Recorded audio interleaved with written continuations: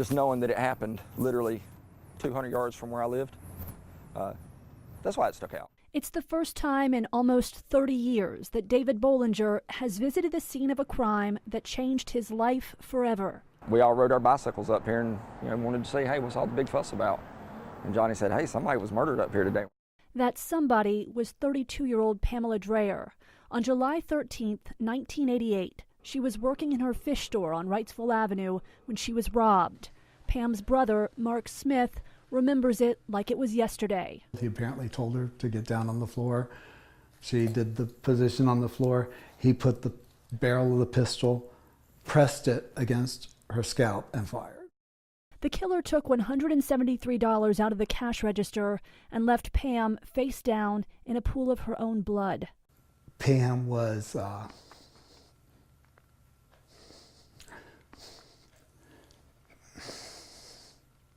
she was smart. She was fun. As friends and family grieved her death, months passed, but police made no arrests. Then, a big break in the case. Nina Rayford called the Crime Stoppers tip line, saying she'd seen Johnny Small fleeing the scene the night of the murder. She recognized him because they went to school together. She also expressed interest in reward money being offered in the case. Even though there was no physical evidence linking Small to the crime, that Crime Stoppers tip started a chain of events that would put Johnny Small behind bars for decades. Remember David Bollinger? Especially knowing that it happened right here. Well, in 1988, he looked like this, and his best friend was Johnny Small. Bollinger says he thinks that friendship is what prompted police to arrest him on an outstanding warrant for an unrelated crime. As soon as that interrogation began, Bollinger says all police wanted to know about was Pam Dreher's murder and his friend Johnny's alleged involvement. He showed me pictures of the murder, and at that point I almost got sick. It was very graphic. Kept telling him over and over I didn't do it. He said, we know Johnny did it. We just need you to tell us he did it. Bollinger had a solid alibi that put him out of town for work at the time of the crime, but he says Detective J.J. Leitner didn't care and pushed him to confess to driving the getaway car after Johnny Small murdered Pam Dreher. He told me, if you don't tell me what I want to hear, you will go to jail for this. I will make sure you get the death penalty. He would be right there in the front row watching me die. I'm 19. I'm scared. I asked for my parents. I wasn't allowed to make a call. I was told I didn't need a lawyer. Everything that I needed to do, I tried to do, but was denied. After a while, I caved. I gave him the story he wanted to hear. Even with the coerced confession, there were big problems with the case. Tipster Nina Rayford's time card showed she was working at McDonald's around the time of the murder, making it highly doubtful she witnessed anyone fleeing the crime scene. The murder weapon, a .25 caliber handgun, was never recovered. So police pounced when they learned another close friend of Small's, Ray Brigman, had a .25 caliber gun stolen from him a couple of months before the murder. Everybody's fussing about what happened to the gun. And Johnny said he didn't know. This is crazy. Sue Brigman says Detective Leitner convinced their family Johnny Small had stolen her son's gun and used it to kill Pam Dreher. She says he even told them the shell casings from the crime scene were an exact match to the ones from their gun.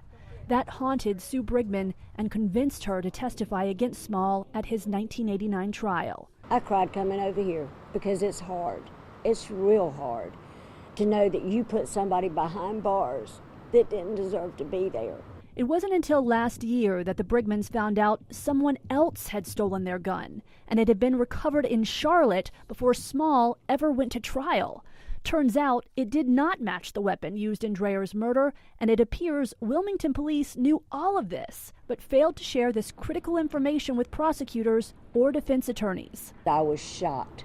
I couldn't believe there was the report from Charlotte with the gun, and had been there all along. A man spent 28 years in prison for nothing, based on lies. David Bollinger says the guilt of falsely testifying against his friend has also haunted him his whole life. He's my best friend. It's emotional. Someone I love dearly that I put in prison on false words, on someone else's demand. Bollinger says he tried to come clean in the 1990s, but the lawyer he contacted wouldn't take the case. It wasn't until 2012, after he met Dwayne Dale, who'd been exonerated by DNA evidence 18 years after being wrongfully convicted of rape, that Bollinger found the courage to reach out to Chris Muma at the North Carolina Center on Actual Innocence. I think there's a lot of Davids out there who are afraid to come forward. Chris Muma and her team have now helped 8 wrongfully convicted men get out of prison. After meeting Bollinger, doing some research, and giving him a lie detector test to verify his story, Muma took the case, and her efforts ultimately got Johnny Small out of prison last year. Out here on this sidewalk, actually, he gave me a hug. He forgave me. So that was a big relief. People have contacted him saying, you know, he should be put in prison and he should have to serve the same number of years as Johnny, and they just don't understand how heroic it was for him to come forward and how brave it was for him to come forward. Despite helping his friend in the end, Bollinger says he isn't finished trying to make things right. If this was the common practice back then, how many people are in jail for something they didn't do? How many people were forced to tell something that's not true? I want to see something done. I want to see justice. I want justice for Johnny. I want justice for Mr. Dreher. I want justice for me and everybody else that was involved. It's not fair. Detective Leitner has retired from the Wilmington Police Department and did not respond to calls for comment on the accusations that he hid evidence and coerced confessions and false testimony. The WPD won't comment either.